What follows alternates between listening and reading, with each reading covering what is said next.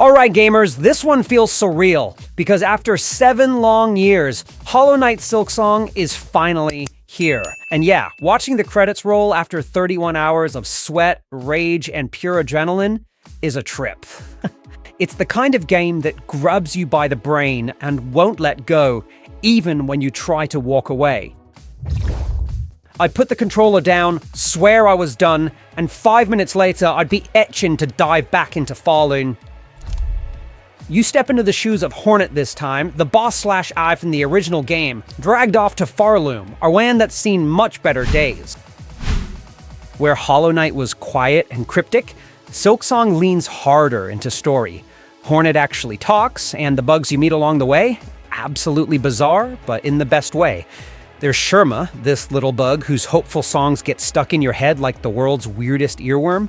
And yes, side quests are everywhere, from tracking down siblings to, wait for it, gathering fleas for a flea circus. That's peak Silksong weirdness right there.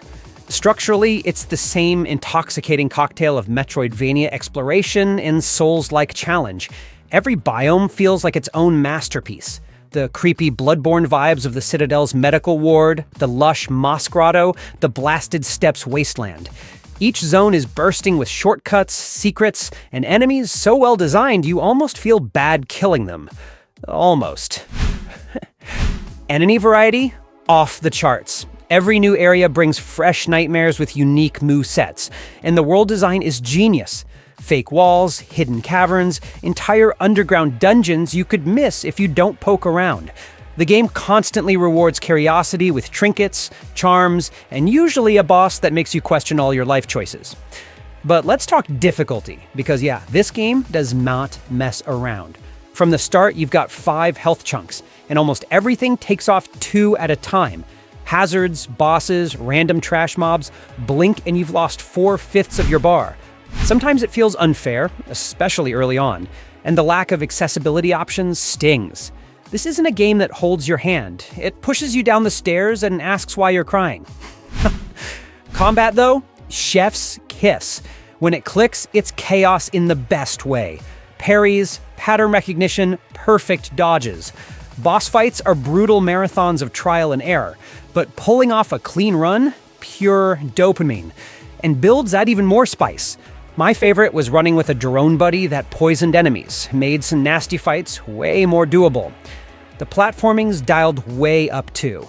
Remember Hollow Knight's optional Path of Pain? Silksong sprinkles that energy all over the map. I know some players will hate it, but if you're into precision platformers like Celeste, it's a dream. Silksong doesn't reinvent the wheel, but it polishes it until it's gleaming. It's faster, tougher, and more aggressive than Hollow Knight, kinda like what Bloodborne was to Dark Souls. And yeah, it'll beat you up, but if you stick with it, you'll find one of the finest Metroidvanias ever made. Team Cherry took their time, and it shows. Final verdict, 9 out of 10. Exceptional. Gorgeous world, insane combat, unforgettable characters, but also punishing difficulty and some frustrating checkpoints. Still, Hollow Knight Silksong is easily one of the best games of the year. That's the BitCrush breakdown on Silksong. What do you think? Does the brutal difficulty make it better, or do you wish it was a little more forgiving? Drop your thoughts in the comments, smash that like button if you survived Pharloom without throwing a controller, and don't forget to subscribe for more deep dives into the games that push us to our limits. Stay sharp, gamers.